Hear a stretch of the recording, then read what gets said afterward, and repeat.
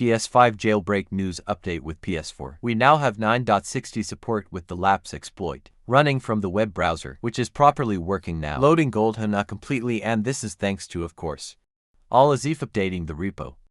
Including 9.60 support. Also 7.00 to 9.60 support is now included in SONY'S repo, so that even encompasses older firmware. Like if you're still on 7.55, using that really unstable kernel exploit, you'll be able to use lapse in future, which will be more stable and run faster. And then also, of course, the vulnerability scope says it goes all the way back to 6.00. So we can also expect support going all the way back to 6.00, which would also encompass previous jailbreaks like 6.72, where you would have the option to run the lapse exploit instead of the current exploit that you're using. On that firmware, 9.60 was not able to use the USB method. So the only way of jailbreaking 9.60 beforehand was to use the PON exploit. With another device, obviously. You could use the jailbreak dongles to jailbreak the console that way. That was kind of the most convenient way of jailbreaking those firmwares up until now. But now, of course, we can do it entirely through the web browser, so it's also important to note that the black screen /save issue is still a problem at the moment with this version, even with these other versions being ported. So what I would obviously recommend is not using this as your primary method of jailbreaking. Right now, only use this for testing, as it is still work in progress, and that issue will need to be resolved before we can kind of switch to this permanently. So now, what's happened is, we've had other exploit developers who have taken the updates from SONY'S and have included those updates into their own host to make it compatible with 9.60 and load Gold 10 automatically. So all of that is now included. The one I like to use at the moment is Nasky's host. So just to demonstrate this, I went ahead and updated my PS for that was on 9.00 up to 9.60. Not that I recommend doing this. I only did that because it's my reversible PS4 that can switch different firmwares, and I can revert to older firmwares if I need to. So as you can see, I went ahead and updated this to 9.60. So of course, we can just connect to the internet and go to nasky.github.io/PS3 to access the online version of the host. And it should load up right there. Now, if you do not want to connect to the internet to access it, or if you want to get the latest build directly from the repo, you can instead host it locally on your computer. So I just downloaded and installed the Node.js installer, and then simply open up a command prompt or PowerShell window on your computer, and then type in npm install http-server -g, and then that will install the HTTP server module for Node.js. So at that point, you can just download the code for whichever a version of the exploit you want. In this case, I'm using Nasky's version, so I can just download the code and then just extract it to the desktop of my computer. And then from there, if I go into that folder, the same location that has the index.html file, I can just right-click in that location, open up a terminal window, and then simply type in http-server to run the web server in that location, which will make the exploit host available at my computer's IP address on the network. And from there, I'll be able to access the exploit host locally instead of connecting to it over the internet. But obviously, if you want a quick way to you can just go to nasky.github.io/ps3 and access it over the internet instead. It will go ahead and cache the site for offline use first and wait for that to complete, and then you can just refresh the page. And you can see here is showing that 9.60 is compatible. So from here, I can just click the button to run the jailbreak. And again, all I have to do is wait a couple of seconds. Cause it does have the same stability improvements that Chameleon's version had implemented for 9.00. So that's been carried over to these newer versions. So it jailbreaks super fast in just a couple of seconds. And we have Goldhana running on 9.60. And the same should apply for other 9.x firmwares.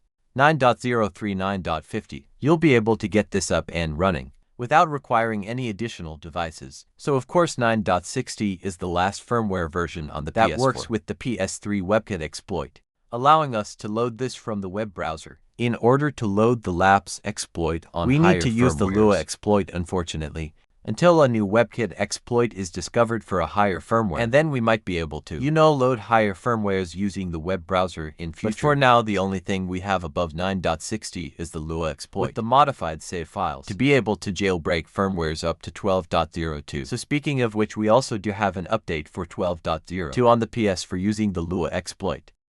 Coming to us from Mohammed Adil or EG. YC and Q, who was behind or one of the developers, I believe behind the Syscon writer for the PS4. So he says, I've been playing around for the past few days with something new and I wanted to share what came out of this. Lua plus Laps, a modified version of the original Laps.Lua script, currently supports PS4 11.0 and 12.02. Added a sandbox escape kernel dumping to USB, automate K-base detection and full FTP access. So we did not have any post-exploitation steps with the Laps exploit when loaded through Lua up until now. Now it will dump the kernel with this version to a USB drive if you have a USB plugged in when you load it, and it will also escape the sandbox so that you can get root FTP access. So just to show this here, if we head over to the repo here, we've got the Laps.Lua file. You can just go to the code, download as a zip file and extract that Lua file. So you can see here, it is a Lua plus Laps PS4 post-exploitation framework. And if we scroll down, it says it has been successfully tested on 11.0 and 12.02. So all we really need to do here is launch our game on the PS4. That has the remote Lua loader added to it. And that will get the save file loaded. Once the remote Lua loader is listening, we can go ahead and switch over to our computer. We can download, of course, at this particular Lua file here. Download the zip file and then extract it to the payloads folder with your remote Lua loader payloads. What I'm gonna do is just rename it to Laps_news so I don't overwrite the original Laps Lua file from the remote Lua loader, and I'll copy it into that payloads folder. Then I can just right-click and open a terminal window. And if you have Python installed, you can just type in Python the send_lua.py script, and then of course the IP address of your PS4, along with the port 0.26 and then the name of the Lua file that you're sending. In this case, it's going to be our Laps_new.lua. And then when we send that file, we can see it executes the kernel exploit as normal. But when it gets to the post-exploitation step, it's now dumping the kernel to my USB drive. So it is successfully doing some post-exploitation, dumping the kernel, and once that's successful, it should be all good. And if we want to get root FTP access to the file system, we can just send the FTP server script. So again, entering the same command, and then just changing the Lua file to the FTP_server. We can send that file and that will run the FTP server on the PS4. At which point we can then connect using an FTP client. So I'm gonna use FileZilla, of course. And I'll just enter the PS5's IP address in the host port 1337, and then if we quick connect, you can see that we do in fact get connected, and we have access to the full file system. Whereas normally, if you just send the FTP payload without loading this particular Laps.Lua, right now it would just give you sandboxed FTP, which only gives you access to, the currently running application. The directory is within the sandbox and not anything outside of that. But because we ran the Lua exploit and it's doing the sandbox escape now with post-exploitation, it now gives us full root access to the file system, so we can access all of the files on our PS4 here. So that's what we have at the moment. Of course, we're just waiting for hopefully a bin loader to come out fairly soon. And then that will essentially allow us to properly jailbreak for up to 12.02 because we'll be able to send the bin loader and then load something like NVTX up to 12.02 so we can run fake packages and essentially get the console jailbroken. So getting much closer now to that being a reality. So there we go. That is another thing that's been added there for the PlayStation 4. Now some updates to the remote Lua loader itself here. We also have a couple more games that have been added recently. So we've got the Fuyuki's game, which I covered in my previous update. But we also have the demo version of it that's also been added. And we now have Nora Princess and Crying Cat 2. So it's not the same one as before. We already had Nora Princess and Stray Cat Heart HD. But this is a different one here. So Crying Cat 2, so a different game. So that is another game that's been added. I believe the Winter Guest game I talked about before is also being worked on. So hopefully that one will be added soon as well. And we may get a lot more games added hopefully in the near future. So there's a couple of new games been added that you can try and get your hands on to be able to load the Lua exploit. We also have a confirmation from Echo Stretch that K stuff is now in the works for 8.00 plus. So they're currently trying to grab all of the offset stuff ported, so we might start to see, the PS5 getting support for being able to run, your PS5 game dumps and PS4 fake packages, hopefully in the not too distant future here, as it is now being worked on. So 7.61 may not be the latest jailbreakable firmware for very long. Not only that, but there's been an update for the existing jailbreaks that use the Lua exploit with this new PS5 Lua menu from Nugic. So what this allows you to do is, it gives you a payload selector after running the jailbreak, so that you can then load whatever payloads you want post-exploit. which is something that we've obviously had with the web browser method, which is super convenient, but not with the Lua exploit up until now. So now we can select whatever payloads we want after jailbreaking. All you have to do is download the file here from the repo. So download the PS5 Lua menu.lua. You can send this using the remote Lua loader, or you can update your auto loader. If you're using the BLK version that auto loads a payload, then essentially you can just take this Lua file, copy it to the remote Lua loader folder on the root of a USB drive, and then simply edit the auto load text file to load the PS5 Lua menu instead of a payload. And then once you have that configured, you can plug that USB into your PS5. You can also, of course, copy it to the data folder on the hard drive with PS5 Explorer or FTP if you want to load it from there. And then when you run your Lua game, it will run the exploit as normal. Once it's successfully jailbroken, it will suddenly open up a web page here with the payloads that you can select. So you can see ETA is already available in here, but if you want to add more additional payloads here, you can actually go over to this manage option.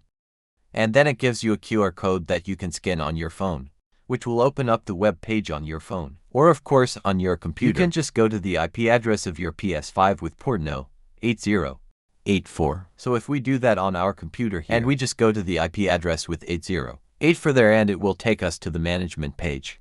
And then from here, obviously, you need to be on a device that's connected to the same network as your PS5 here. But what you can then do is select the option to download. And then you can select any payloads that you want to download. And it will download them automatically to the data folder on the PS. So you'll be able to load them using this menu on the PS5 itself. So all we have to do here is simply just select what payloads we want, like the web server payload. Stuff or any other payloads that you want here. Now this actually doesn't have a huge selection of payloads, but we'll just download the main ones that we want here. I'd probably recommend going over to the UMTX repo from IdleSauce and basically downloading IdleSauce's host there. Downloading the code which contains the payload folder with all of the payloads that are available. With the web browser version of the exploit, I can extract those out to my computer and then just select the upload option in the web menu here to upload whichever extra payloads I want. From there, like the PS5 debug payload for instance. And you can get them added there. So you can add payloads, upload them from your computer, or just download them from the internet onto the PS5 directly. And then if we switch back over to our PS5 you can see we still only have ETA showing up right now. But if I go into the management option and then switch back again, that will refresh it, and then from there, we can see all of the payloads that I downloaded and uploaded from my computer are now available to select. And we can select something I don't know like FTP.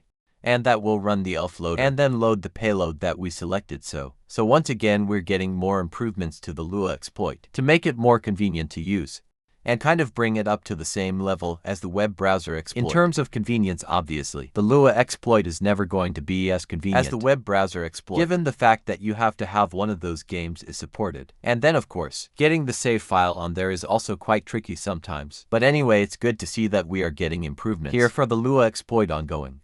So yeah, anyway, that's gonna do it for this update. So hope you guys enjoyed this video or found the information useful. If you did, please leave a like.